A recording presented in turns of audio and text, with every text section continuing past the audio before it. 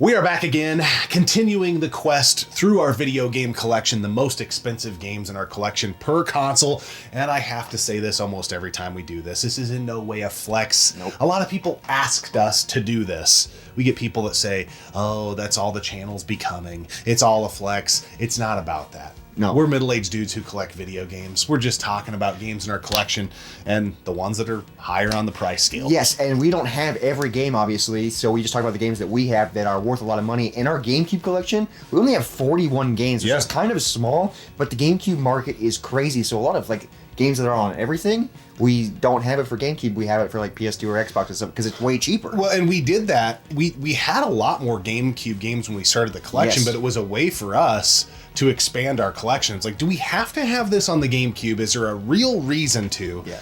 Or if it's better on OG Xbox and a lot cheaper, could we sell the GameCube one and get 2 games for the price of one? Exactly. So that was kind of part of our strategy. But this is what is left, and this is the top 10 most expensive games on our GameCube. La está pasando bien. Rougher, tougher, the game will never be the same. Super Mario Strikers is here, only for Nintendo GameCube, ready for everyone. Su equipo es Mario el ganador, el mejor jugador y también se llama el oficial. Number 10 most expensive game in our GameCube collection is one of my favorite games of all time. And that's Super Mario Strikers. They took Mario and they said, hey, guess what? You're going to play soccer. Yeah. And this is the start of the Strikers series. Yep. There's one on the Wii, there's one on the Switch. This is still the best one in my opinion. I 100% agree with you. This game is incredible. There is a story mode kind of where you climb through the cups, you can unlock different arenas and stuff. But the best way to play this is head-to-head, 2v2, 1v1. It is just so fun. It's soccer, which I don't care about. Soccer is boring as hell. But this game is so fun. Yeah. There's power-ups. You can just drop a red shell in the middle of a blue shell. Yeah. This game is so fun, and it's coming in at $54.96. I thought this game was going to be going for more since it's on the GameCube and it's a Mario game. But yeah, $55 for this, not bad. And, not to dunk on the other ones in the series. The one on the Wii is really fun. Yep, charged. The worst one, I think, in the series is on the Switch, but that game's a ton of fun, it's too. Still fun, we still love that game. Yeah. But there's a charm about this game, and if you've never played it, you don't even have to be a sports fan. Think arcade sports meets Mario Kart in soccer form. Yes, is kind of how that's it what is. it is. Yeah, because you can drop banana peels on the field and you can throw bombs. It's so fun. There's a joy that you still feel in your heart to this day when you make a goal. Yeah. It just makes you feel like you were the man. And when you do the super goal and you get 2 points, oh, dude, yes. It's fantastic. It's incredible. This is a game, find a way to play it. Yeah. If $50 is out of your range, totally understand. But there's other ways to play games. Yes. But Mario Strikers is a hammer, and it comes in at number 10.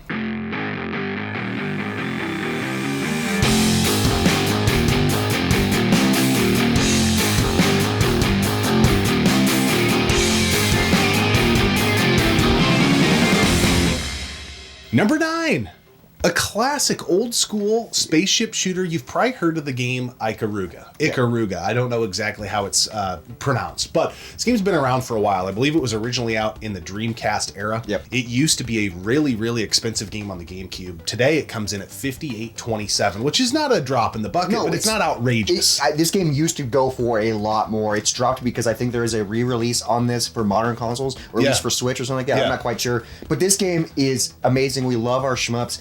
And I love the mechanic of this. I think early on in the channel we did our top 5 shmups and this was in the list. Yeah. The mechanic of switching your colors and your polarity or whatever. If you are this color, you can the bullets won't hit you, but then you can switch. It is so fun, but this game just throws you into the chaos. It's immediately super hard. But it's a beautiful game. It is. Scrolling. I will say that this game, I feel like the more and more shooters I have played in my gaming career, I like this game a little bit less and less. Yes. Not to say that I don't like it, but there's just a little bit too much going on for me. I'm more into the more classic old school shooters as opposed to this mid to late 90s new wave bullet hell type of thing, but it is still a really fun game. It's still really good, and find a way to play it. You don't have to spend $60 to play this, but I think if you've never just the mechanic of it makes it feel different enough, switching and stuff. So it's pretty fun.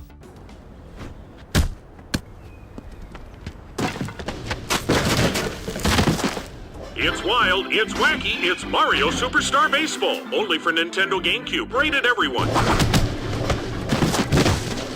Number 8, Mario is back, but he's playing a different sport this time. He's playing Baseball. That's Mario Superstars Baseball coming in at $65. So now we're starting to climb. $65. This is probably what I went for when it came out. Yeah. Which is insane. Mario Superstars Baseball. This game is fun, except like baseball games in the arcade style are still a little bit simmy. You get what I'm saying? Like, because baseball is just slower. Yeah. And it's kind of turn-based, obviously, because you're hitting and pitching, but it still is arcadey. It's still Mario. I think I like Strikers way better, even though I'd much rather watch baseball than soccer. I think Strikers is a better game. But this baseball game is still really fun. I think this is, again, the best Mario baseball game that has ever came out.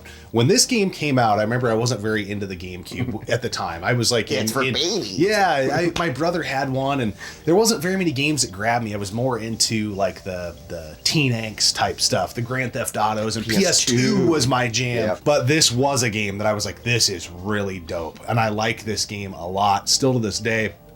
Like I said, I think it's the best Mario baseball game there is. So if you're into baseball and you're into the Mario baseball world, this is the one. Yep. Like it's badass. This one's pretty fun.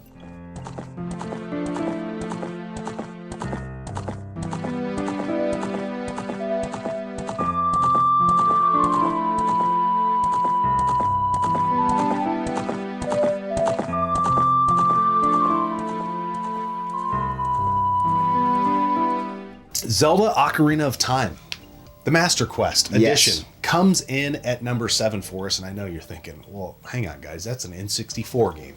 Pause. Well, they released this special edition on the GameCube, and I don't really know the lore around this and how you got this game back in the day. I don't know if it was like a GameStop exclusive or if it was... I just don't think it was just a regular retail game, and maybe I'm wrong about that, but it has Ocarina of Time on it. And then it also has the Master Quest run-through of Ocarina of Time on the disc. Yes. I've played the hell out of Ocarina of Time. I've never done the Master Quest. I've never done it either, but it is cool that it includes it. So basically, like, you play through the game and then you play through it again, but it's like a harder difficulty, that there's harder dungeons, there's harder bosses, and there's just, it's never before seen gameplay of Ocarina of Time for the GameCube. So that's pretty cool if you're a big fan of Zelda, if you're a big fan of Ocarina of Time.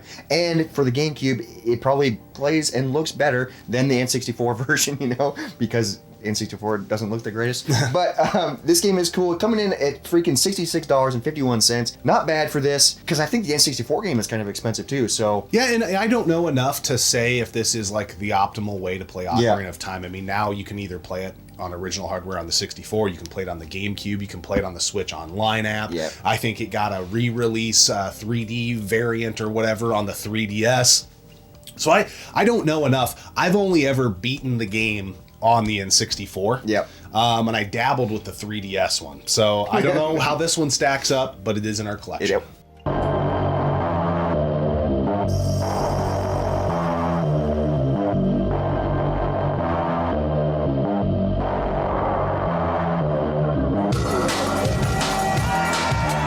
You've got one night to save Mario from the supernatural. This game will scare you silly. Luigi's Mansion, only on Nintendo GameCube. Number 6 most expensive GameCube game in our collection is a launch title, or was a launch title for the Nintendo GameCube, and that's Luigi's Mansion, a staple in the GameCube library. This game is so fun. Coming in at $67.12, almost $70 for this. This game is so cool, and it's so wild that the GameCube was like, you know what, we're gonna launch with not a Mario game. Yeah. We're gonna launch with Luigi. And it's not a typical platformer. No, it's weird as hell. You have to use, you know, the Poltergeist, was it 3,000, 3,000, 2,000, 5,000, whatever the hell it was. What? But yeah, it was a really, really, really cool game when it came out. And I'm going to say this probably a lot in this episode. Speaks to how great the GameCube is. I still think this is the best Luigi's Mansion game. Yes, because there's 3 of them now. Yeah. There was Dark Moon, and then there's Luigi's Mansion 3, which I've never beaten the 3rd one. And then that Dark Moon is now on the Switch, right? Yeah, because it was handheld exclusive. But I still there's a charm to the first one. Yeah. That is just like, it's so fun. And it's so unique too. Like when this came out, it's like, what the hell is this? Yeah. But it's so fun. To this day, the only way I think you can play it by normal means on a home console is on the GameCube. It hasn't been ported or anything. That's so wild, because Dark Moon got ported and 3 is so popular that I'm shocked there's not a way to play it on the Switch. But maybe the next generation of Nintendo console will have a GameCube Online app. That'd be sick. Who knows? What are you doing? Breaking in. Hoping I could blow the reactors and get me a piece of that Cyber Ninja before it all goes nuclear. Metal Gear Solid, the Twin Snakes. Only for Nintendo GameCube. Some retirement this is. Rated mature. Metal Gear. Number 5. Yes. One of my favorite games and series of all time is Metal Gear Solid.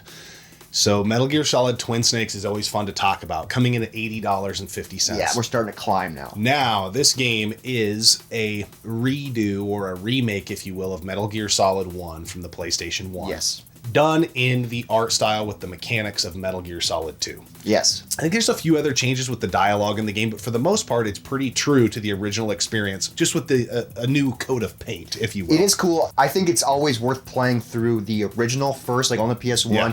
And then if you really loved it, then going through and playing Twin Snakes, just because it's different, but it's still the same game. This game is so good, coming in at $80.50. Metal Gear is so freaking sick, but it's so weird to me, and I don't know why this happened. Is Metal Gear was PlayStation, yeah, but this is on the GameCube. Yep.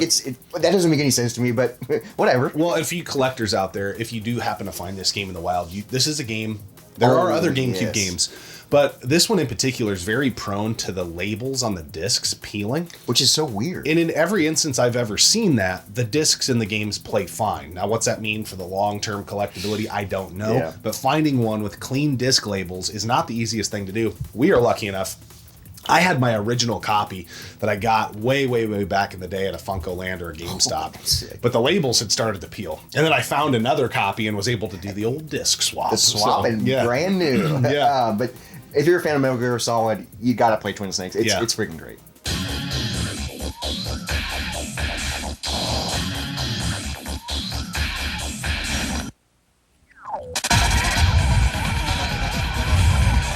Customize your own machine and race through 20 gravity-defying courses at ridiculous speeds.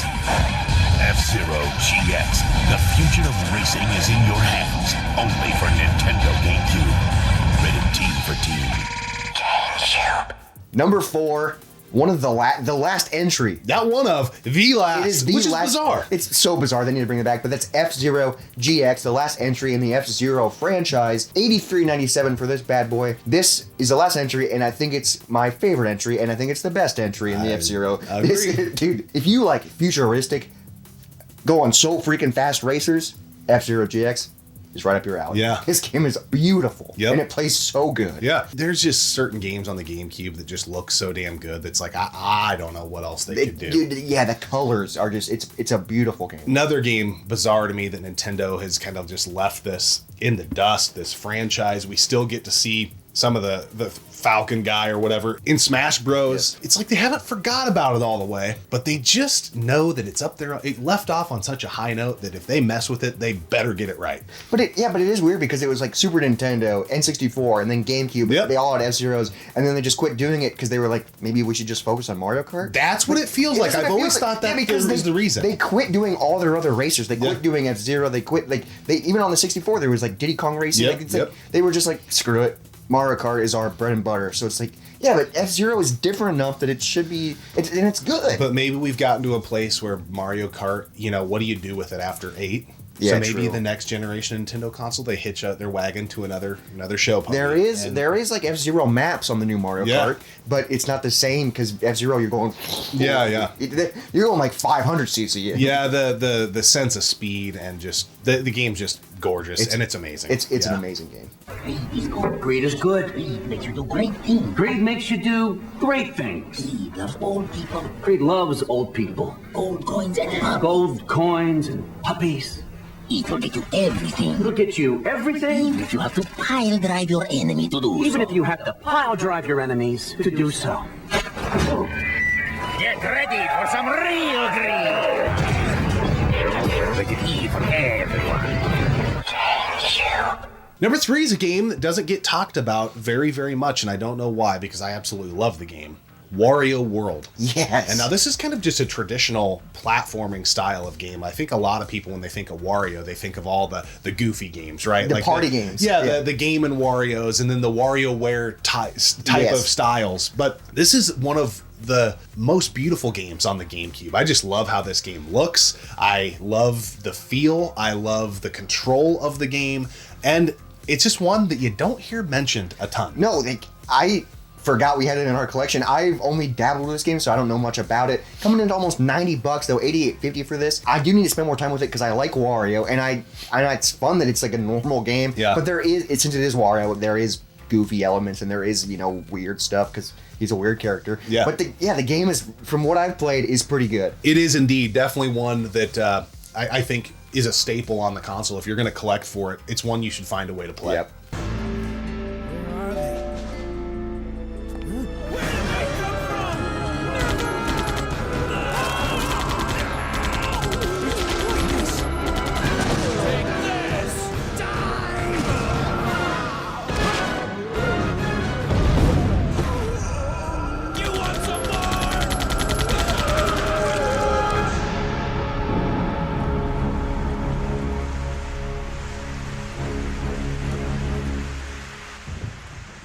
Number 2 most expensive game in our GameCube collection is Resident Evil 3 Nemesis. Now, we have a few Resident Evil games on the GameCube. 2, I think, is the most expensive GameCube game, but we don't have 2. So 3 is our most expensive. Resident Evil 3 Nemesis coming in at $95. We're approaching triple dig for Resident Evil 3. Isn't Resident Evil 3 like on a bunch of other things? Yeah, I think there's something with the Resident Evil 2, and Resident Evil 3 that will always draw a little bit of survival horror games. Collectability. Yeah. Well, there's that. But the first, second, and third were remasters of the original game. So it was almost like a remake before we got these really, really good remakes. Before we got them again. 2 and 3 came out on the most modern consoles. But for this to still hold the line at $95, which is still one of the best ways to play the game. The remake is great. I'm not dunking on that. The remake is good. Yep. But if you like the old school feel and vibe of Resident Evil games, it's, in my opinion, some hardcore out there is going to probably light me up in the comments, but I would rather play Resident Evil 3 on the GameCube than I would on the PS1, which is pretty wild. Yeah, that is wild. I've only ever beat the remake in Resident Evil 3, so I don't know what it's like to play the GameCube one versus the PlayStation 1, so I don't know, but the GameCube one looks and plays great, coming in at almost $100. I just think if you're a fan of Resident Evil, find a way to play it. You can play the remake. The remake is really good. Yeah, for sure. But it definitely felt like it was built on the Resident Evil 2 remake engine. Yep. It just kind of felt the same, but it was still fun. Yeah, absolutely.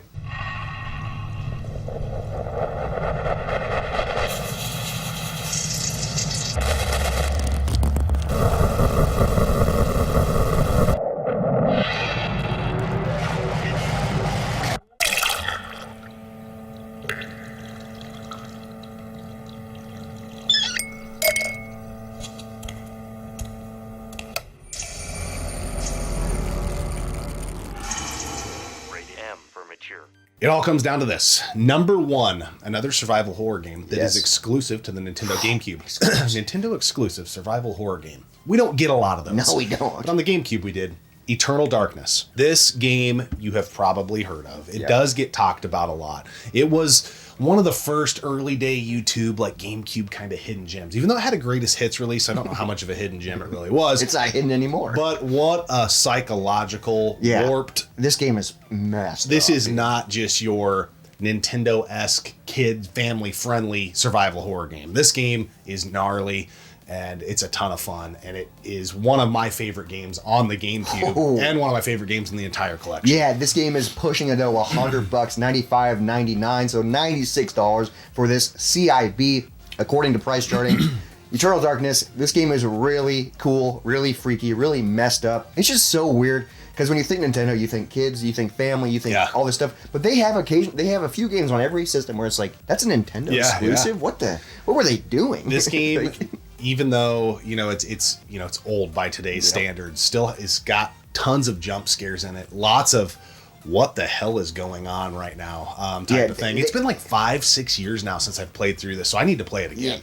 They do a good job of like really twist. It's a psychological thriller, so like really twist, and you're like, man, is this real? Is that real? The game is trippy. What's happening to me? What's reality right now? Yeah, that's the vibe. The reality is the GameCube. Yeah, and the GameCube is very expensive. That was our top 10 most expensive GameCube games. It's shocking we don't have like anything over triple dig because we've gotten rid of those. Yeah, we did used to have, and some of these I think were over triple dig at one point, but they've dropped. So our collection is kind of small. 41 games total, and this is the top 10. So 30 other games are less than $50. Yeah. Which is shocking for being an expensive console. Yeah, it's definitely one that gets that vibe, and comparatively to the other consoles of the generation, it is the most expensive to collect for. With the Dreamcast probably being right up there, but a lot of the cross plats that you can play on PS2 or Xbox are typically way cheaper. And in the defense of the Xbox, a lot of times it's going to play as good, if not better. Sometimes the PS2 can't really, on a performance level, compete with GameCube and Xbox, but Xbox definitely is right up there. Xbox is hammer. But the GameCube, just talking about it makes you want to play it. There's so many. I mean, a lot of the games we talked about today are exclusives for the GameCube, which makes it so fun. Man, all of these games are. I'm looking at the list. I want to play Strikers. Strikers is so fun. And this is just our North American collection. We do have a fistful of Japanese games for this bad boy right here. But not many. Like, we think like 4 or 5 of them. But, pretty small. Before we go, though, beer reviews are back. Let's talk about this beer. This is the Munich Weiss Hefeweizen Ale by Toppling Goliath. What do you think? Well, this is a change of form. Toppling Goliath, we've talked about them a lot on the channel. I think most of the stuff they're known for is their pale ales, their IPAs. They occasionally will throw out a stout. So when they went the Hefeweizen route, which is a tough beer to brew, I was like, tough. I don't know what's going to happen here. This is divine. This is very, very, very good. And I've had better Hefeweizens, but finding a good Hefeweizen just in general is really tough to do, and this checks the box. This is so good. It has great chunks in it. Mm-hmm. It has great swirls. It has great banana and clove flavoring, which is what you're looking for in a Hefeweizen. And it's Toppling Goliath, so they're one of my favorite breweries ever. Yep. They're from Iowa, which is just amazing. And I was nervous because I was like, man, they're up here, but no. They deliver. Yeah. It's like they can make IPAs, they can make stouts, they occasionally can do sours, and then they can do Hefeweizens. It's like, holy crap, guys. So if you and it's guys not even the season for Hefeweizen. See the pour footage for this video, if you do get a true Hefeweizen, they do settle in the can a little bit. So, or the bottle. So when you pour them, you want to pour, I'd say 80% to 85% of the liquid, and then you want to swirl the bottom of the can or the bottle to break up any of that sediment as it's separated, which is natural. That's what Hefeweizens do. They're not a filtered beer typically. And then when you do that, it creates this little cone, swirly looking tornado thing in the glass. It's pretty cool. A lot of, what do you call that? Science going on there. Science, but science is cool. Yeah. And beer is cool, and beer is good. Yeah, this is a beer we've had a lot recently. Yeah. This is really good, and it's freaking cold. It's January. It is not Hefeweizen season, but man, and I think when a beer is good, it's good. Did I give this my beer of the year for 2024 you might have, in our year-end review? Yeah, okay, I'm pretty sure I did. This is my favorite beer style. This is our official review of it, because I think we drank it in a monthly recap that was Patreon exclusive. Yep. But now we're officially reviewing it, and this is so good. Yeah. And you don't find many Hefeweizens that are good. No. This is definitely living the dream. The Nintendo GameCube. We appreciate you guys going on the journey through our GameCube collection, the top 10 most expensive games that we own on the console, North American anyways. Yes. And hopefully you guys enjoyed. We'll catch you guys on the next episode of the one and only Gaming Off the Grid. I think the next one of these we're going to do is going to be the Dreamcast. Dreamcast. So stay tuned.